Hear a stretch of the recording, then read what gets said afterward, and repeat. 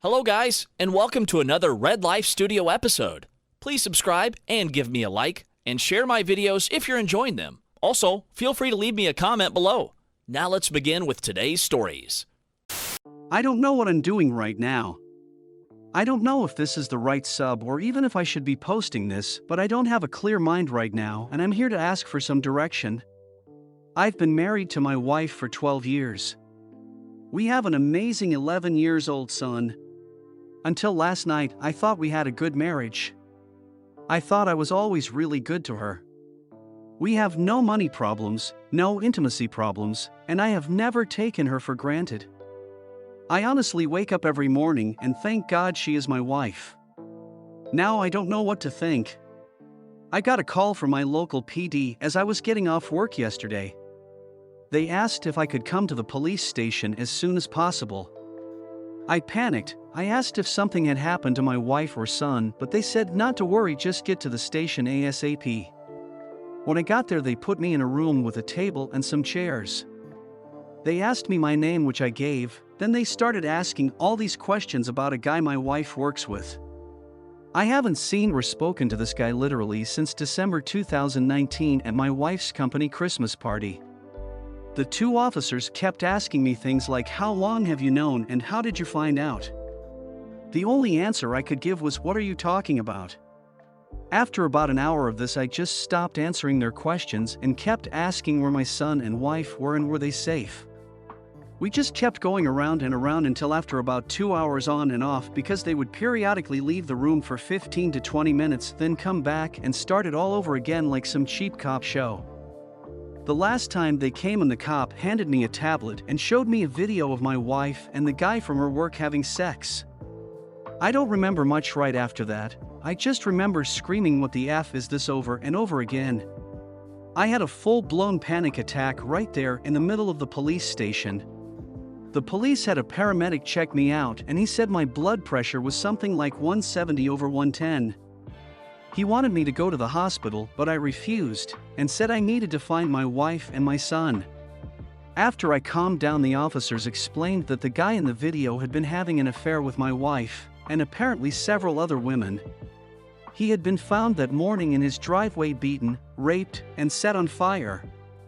He was still alive but in critical condition, and they didn't know if he would make it. His wife had given them permission to go through his phone and computer, and that's where they found the video of my wife. They asked me where I was that morning and I told them the gym, then work about 10 minutes from my gym.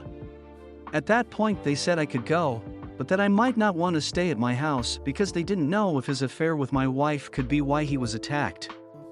They also said my wife wasn't the only person he was having an affair with. That's when I rushed home. My son was staying with our neighbors, so I got him and went home. We packed some clothes and his laptop for school. I grabbed my gun and we headed to my parents' house 45 minutes away. I still haven't heard from my wife. Her phone is going straight to voicemail. I've called the officer who gave me his card and he said she is at the hospital with the guy she's been cheating with. I am sitting here in bed with my son on one side of me and my .38 on the other. My dad is sleeping in his chair in the living room with a shotgun across his lap, and I've not slept in over 30 hours. I don't even know where to start. Anything would be helpful right now, any advice or ideas. I am in a fog. Update. I attempted to post this on Saturday, December 19th, but it didn't go through, and I got blocked from reposting because I asked a yes/no question anyway. Here it is again. I am working a bit, so I may not be able to reply that much right now. My original post was removed, but a lot of people messaged me and asked for an update. I thought I would fill everyone in on what has happened this week, because the replies I got helped me so much. I really feel like I owe this community a big thank you for helping me get my head on straight and pointed me in the right direction to get everything done as fast as possible. For those people who said my post was fake, my only reply is I wish, from the bottom of my heart, it was. Sometimes the truth is stranger than fiction. For those who said they couldn't find a news story, apparently due to the nature of the attack, a lot of information was withheld. Even our local news outlets only reported it as an assault, and it was nothing more than a blurb on our nightly news.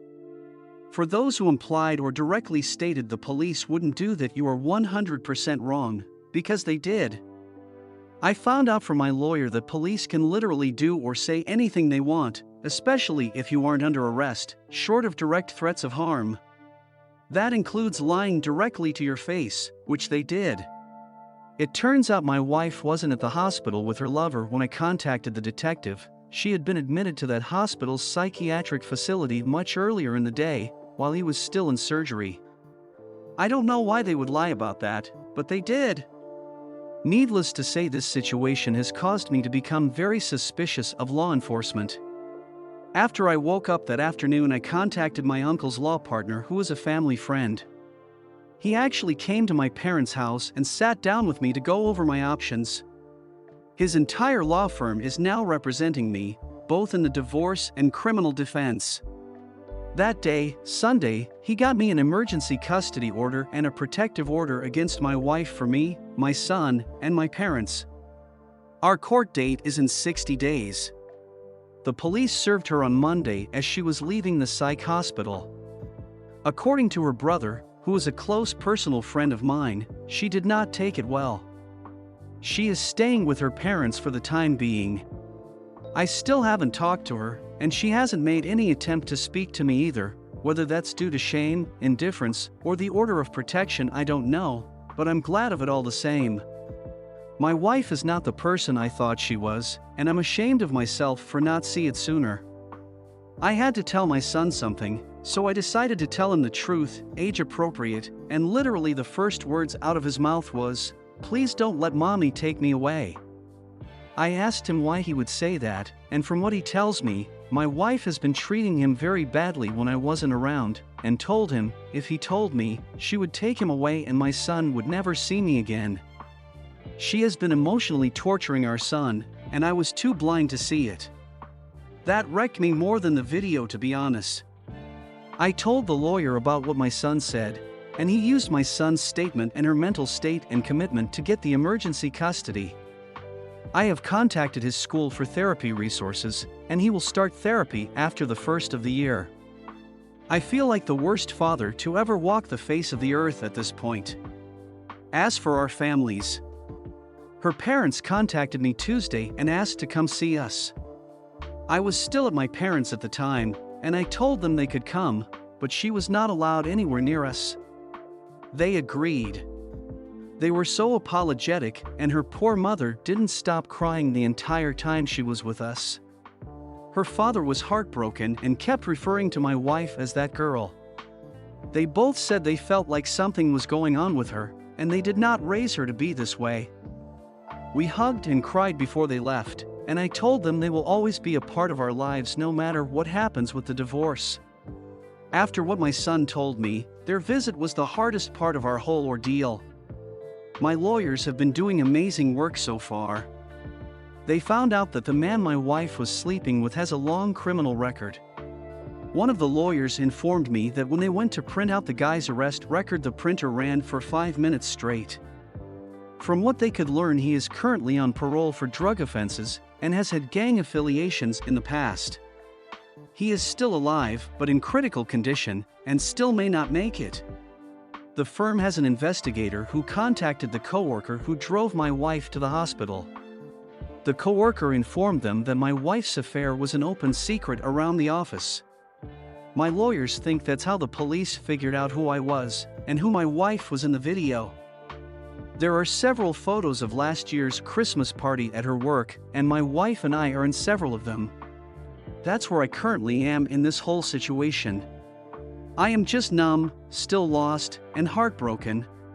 How long does the numbness last, and is there any way to get past this emotional lethargy faster? I mean really numb, like a dream. Everything I've just said has felt like it's happening to someone else. Update 2. Sorry for the novel, but I just needed to vent and get this week off my chest. TLDR, found out wife was cheating from cops questioning me about the assault of the guy she was cheating with. Divorcing, now she claims she has substance abuse problems and asks for another chance. I feel like an idiot for not seeing it when we were together. I will start off again by saying thank you to everyone who replied to both my original post and my update. This sub really did help me so much. If I didn't respond to you directly, I'm sorry, but I got so many messages I can't keep up with them all. First, my son is doing so much better. He started therapy the first week of January, and the difference is already noticeable. I asked him if he felt comfortable with me talking to his therapist, and he said yes, so I've had a few discussions with her. According to the therapist, my STBX would verbally and emotionally abuse our son whenever they were alone together. He was not allowed to make noise or bother her in any way when he was home. She would leave him alone for hours on end, and even overnight if I was out of town. She would then threaten him with being taken away and never see me again if he told me or anyone else. The therapist said this has made him feel powerless and dependent in a time in his development that she should actually be feeling empowered and self-reliant. So to that end, I have bought him his own phone and helped him memorize family members' phone numbers and as many addresses as are relevant. I've also been teaching him situational awareness, to pay attention to street names and how to read addresses on buildings. We've also role-played how to ask people for help. How he can clearly explain to strangers that he's in trouble and he doesn't feel safe. I know this may sound silly, but my son can be a bit introverted and shy when he doesn't feel comfortable. Even though we've only been doing this for a few weeks, I can see that it's really building his confidence. Any suggestions on how to continue to build his self-reliance would be really helpful. His safety and well-being is still my #1 concern right now. As for myself, I'm doing as good as can be expected. I started therapy around the same time as my son, and although I don't speak to my therapist as much as he does, it has helped to be able to talk through my thoughts and feelings about everything that has happened to us and our family. The numbness is gone, but it was replaced by a white-hot ball of anger in the pit of my stomach whenever I think of my STBX and what she's put our family through. Funny enough, although I hate feeling angry, it's a lot easier to deal with than the numbness. My therapist says this is part of the grieving process, and it's not how we feel, but how we channel those emotions that matter. My legal situation, well, I'll be honest, is the scariest thing I've ever dealt with in my life. I was awarded temporary full custody and child support, which I didn't want, but my lawyer pretty much demanded we ask for, as well as a continuation of the order of protection for myself and my son. At the request for an order hearing, which neither my wife nor her lawyer showed up to, the judge asked if we would allow supervised visitation, but my son absolutely refused, which was why my lawyer told me to bring him along. The judge asked my son if he would speak to him alone, and he agreed. The judge, stenographer, and a child welfare officer went into chambers with my son and met for about 10 minutes. After their meeting, the judge granted the temp orders and ordered therapy and psychological evaluation for my son. Luckily, the therapist he is seeing is somehow involved with or accredited to work with the courts, so he doesn't have to see another therapist. My lawyer said this is a good thing because it means his therapist can give a recommendation for custody. But it still scares the hell out of me that she could get some form of custody after what she put him through. As for the AP, I don't know much. From what my lawyers have gathered, he's alive, but still in the hospital. I haven't heard from the police since my initial interview, so nothing new to report there. As for my STBX, I still hadn't seen her since the day I was questioned until Thursday. She has attempted to call me a few times, but I haven't answered, and when she called from another number, I hung up immediately. I have nothing to say to her, and I don't want to hear anything she has to say to me. Her lawyer requested a preliminary hearing for our court-appointed mediation. She was served the second week of January. She was there with her lawyer, and I know this will sound petty, but even with the mask she looked bad. My STBX was always an attractive and athletic woman. I swear in our wedding photos she looks like a supermodel, but now, well, she's lost so much weight it's disturbing. She looked sick and frail. She didn't even look at me, she just sat with her face down through most of the meeting. Long story short, everything they asked for was ridiculous. They wanted visitation during the divorce proceedings and shared custody after. They want us to drop the OPs. She wants to cohabitate until the divorce is finalized. I'm not joking, after all this she wants to live in the same house. It was so insulting that my head throbbed through the whole meeting. But it was all worth it for the big reveal we gave to her lawyer. Her lawyer asked how we should handle discovery for the division of assets, to which my lawyer got the shocked look on his face and said, "What division of assets? Read the prenup." The look on her lawyer's face was priceless. She hadn't told her lawyer about the prenup. My late uncle, who was the founding partner of the law firm I use, wrote that prenup and actually hired her a lawyer to look over it for her before we married. According to my lawyer, it's a thing of beauty because we never mixed finances, per my uncle's instructions. The house we live in was a gift to me from my uncle before we married. All the utilities and insurances are in my name. All the vehicles are registered in the owner's name only. And we never had to sign for any debt for each other. We have one shared savings account that is used for household maintenance and an emergency fund. It has around $8,000 in it, which she has already drained. There is less than $300 in it now. The prenup states that all marital assets and debt are to be divided 50-50, and ownership of all intangible assets and personal debt reverts back to the individual who accrued it. The adultery clause simply states that we agreed that if either party is caught or admits to committing adultery, they lose the right to claim any form of spousal support. There's a lot more to it than this, but my lawyer assures me that trying to break this prenup will be damn near impossible, because it is the most fair prenup he's ever read. But the last thing her lawyer asked for was what has really messed with me. He asked that we postpone the official mediation for 6 months while my STBX attends an inpatient rehabilitation facility for substance abuse. Some people in both my last posts stated that she might have a substance abuse issue, but I didn't even think about it, because I couldn't even fathom that. I talked to my lawyer and he said that we would discuss it and get back with them about our decision on that. Before we left, my STBX spoke, literally for the first time, and asked me to read a letter she had written me. My lawyer gave me that this could be a snake, so be careful look, and I debated with myself for a moment but decided to take it. When I got home I read it, and now I wish I hadn't. It started off with all those busted cheater platitudes that everyone warned me about. I love you, I love our family, I know I'm mistreated, son, and I hate myself for it, I want us again. But she did explain that after a major surgery she had about 2 years ago, she started abusing her medication. After a while she started buying them from some of the people she worked with, including AP. He became her go-to guy, and when she ran out of money she started sleeping with him to make up the difference. She said she hid this from me because she was afraid I would make her stop, and she couldn't feel right without them anymore. That he meant nothing to her but a fix, and she hates herself for doing what she's done both to herself and to us. Now she says she understands how awful what she's done is and wants to get better for our family, and asks me to at least give her some time to prove she wants this. Let me state, for the record, I will never get back with my wife. Our marriage was over the moment she cheated on me and abused our son, but damn, where the F was I while all this was going on? I just feel like the most naive, obtuse idiot to ever walk the earth. And furthermore, how should I approach this from here?